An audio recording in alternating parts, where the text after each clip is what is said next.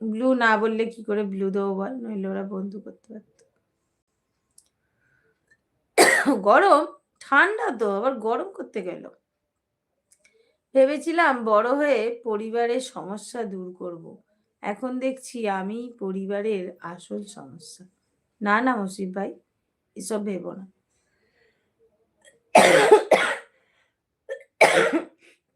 এরম কখনো ভাববে না। বাড়ির লোক রাগের মাথায় অনেকে অনেক কিছু বলে, সেটা কখনোই মনে ধরবে না।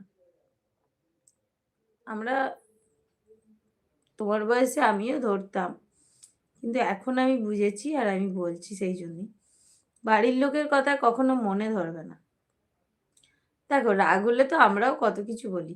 এই যে আমি, ছেলে যখন দুষ্টু করে, বদমাইশি করে, যখন কন্ট্রোলের বাইরে হয়ে যায়, কত বাজে কথা বলে ফেলি, কিন্তু সেটা কি আমার মনের কথা বলো?